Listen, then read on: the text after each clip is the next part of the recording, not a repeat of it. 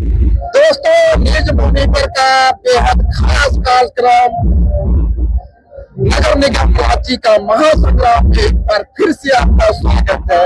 और बताने की जरूरत नहीं है, आपके सामने है जोश लाकर गिरता जो युवाओं के दिल में बसती है, सोशल मीडिया की स्टार है और आदिवासी। ऐसा कुछ नहीं था। पिछले चुनाव में जो जब चुनाव हो रहा था तो उसमें मेरा एज नहीं था वार्ड पार्षद चुनाव लड़ने का। अच्छा, उस बार से तैयारी कर रही थी आप? उसमें एज नहीं था, मेरा 20 साल था। और जो कैंडिडेट वो खड़ी थी और एक कैंडिडेट हम लोग खड़ा किए थे किसी और को भरोसा करके। पूरा मोहल्ला वाला, पूरा वार्ड 19 उसके ऊपर ट्रस्ट दिखाया था कि हम लोग एक ही कैंडिडेट खड़ा करेंगे। सडनली हम लोग उसको खड़ा करते हैं।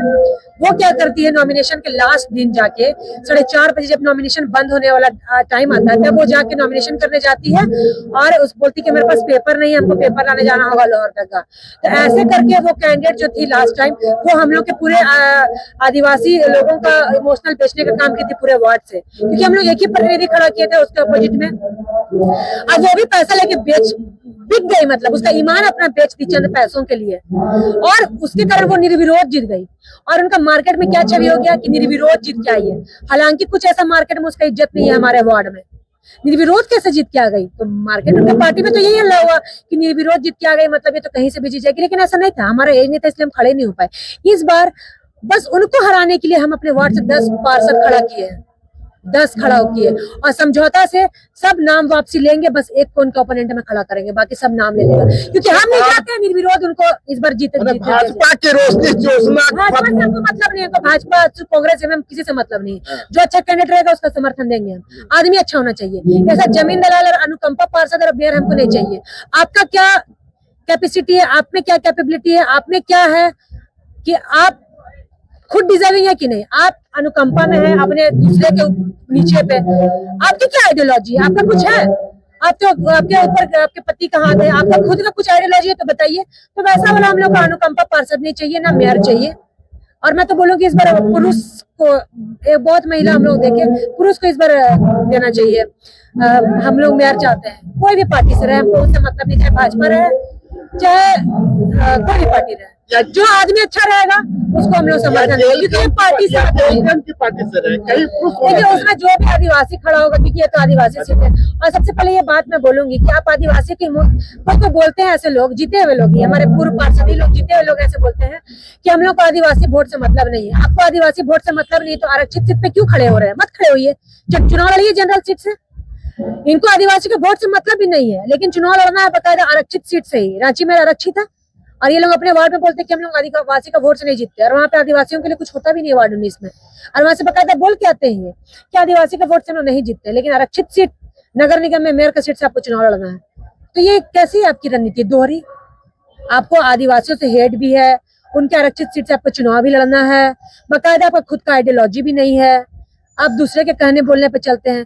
हम लोग को जमीन दलाल ना वार्ड पार्षद चाहिए, ना मेयर चाहिए, ना डिप्टी मेयर चाहिए। हम लोग को समाज से जुड़ा हुआ आदमी चाहिए, समाज के बीच से निकला हुआ आदमी चाहिए।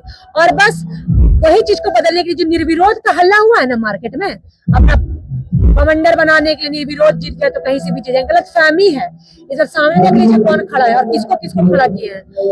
उसको हराने के लिए 10 आपका जो नाम है, आपका जो आप ही वार्ड नंबर 19 के मतदाता है क्या? हाँ, मतदाता हूँ मैं, और हम लोग ने ये बैक की हुआ पूरे समाज के लोगों के द्वारा, आदिवासी समाज के लोगों के द्वारा वार्ड 19 में। क्योंकि पिछले बार क्या हुआ ना, हमारा रेसिडेंशियल कास्ट इनकम जो 4 पे खड़ा करने के लिए उसका बनने भी नहीं दिया था ये लोग, बड़ी कंस्पिरेसी हुई आपके खिलाफ, कैंसिल कर दिया था। खुद मेरी माता जी का, हमारे परिवार से लोगों का रेसिडेंशियल कास्ट इनकम बनने नहीं दिया। ऐसे बदमाशी करते हैं हमारे वार्ड से, लेकिन इस बार हम लोग प्रॉपर तरीके से विरोध जीत गया जी।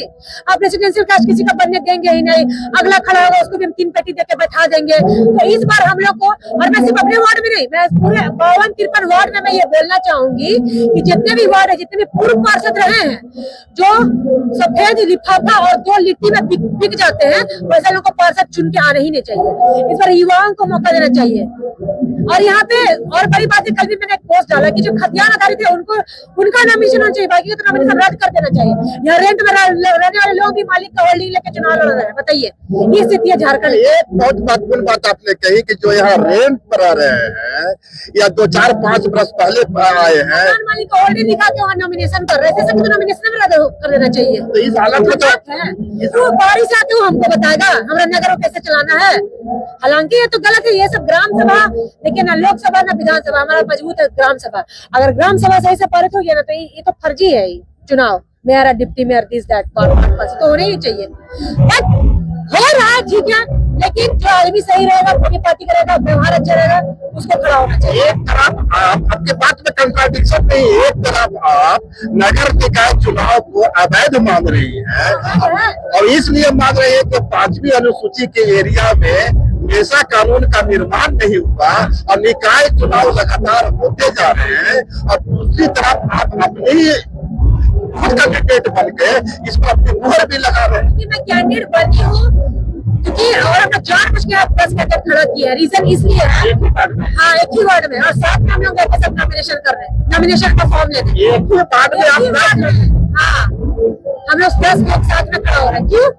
आपका, क्योंकि पिछले बार ऐसा होता है ना भैया, आपका वाला रिजेक्ट हो गया तो मैं बच गई, मैं रिजेक्ट हो जाएगा तो ये बच जाएगी। तो हम लोग रिस्क लेना चाह रहे हैं, अगला को मुंह तोड़ जवाब किस पर देंगे। ये निर्विरोध का जो परचम फहराए हुए ना तिरपन वार्ड में, उसका गलतफहमी को दूर करना है। और जो लोग उसके बारे में सोच रहे हैं कि निर्विरोध की जाती है, तो गलतफहमी है उनका। हम लोग का बस्ती में कोई पसंद नहीं करता है उसको। और उसके कल को तो लंबी लड़ाई लड़ी है निकाय चुनाव है। उनके पति पार्षद थे उस समय, उसका जनरल सीट था, 15 साल पहले जनरल सीट था वार्ड 19 में। उस समय हम लोग जनरल सीट पे सब लोग खड़े, सब समुदाय के लोग खड़े थे। हम लोग बताइए, अगला का पैसा हम लोग को बोला कि दीदी सपोर्ट कीजिए, लेकिन आदिवासी ने बोल के हम लोग उनको जिताए थे, उनके पति को आदिवासी बोल के जिताए थे। जनरल भी खड़ा था, लेकिन आदिवासी बोल के हम लोग सुचित्रा को जितवाए थे भिंडी छाप में। और जब बारी आया कि महिला सीट होगा तो दूसरे को दिया जाएगा, तो उसमें आपने शादी कर लिए, चलो ठीक है, तुम जो वादा किया था उसको तो पूरा करोगे ना जी। तुम महिला का आरक्षण सिखाया, तुम्हारा मान चेंज हो गया, तुम दिखा दिया कि तुम कैसा है। और बताइए, फिर गद्दारी कर दिया, फिर अपना वाइफ को खड़ा कर दिया। ठीक है, जीता चंदन बारा, फिर अगला जो खड़ा उसको बैठा दिया। हम लोग जिस पे भरोसा करके नॉमिनेशन भरवाए वो हम लोग के साथ गेम कर दी। तब भी इस हम लोग रिस्क नहीं ले रहे हैं।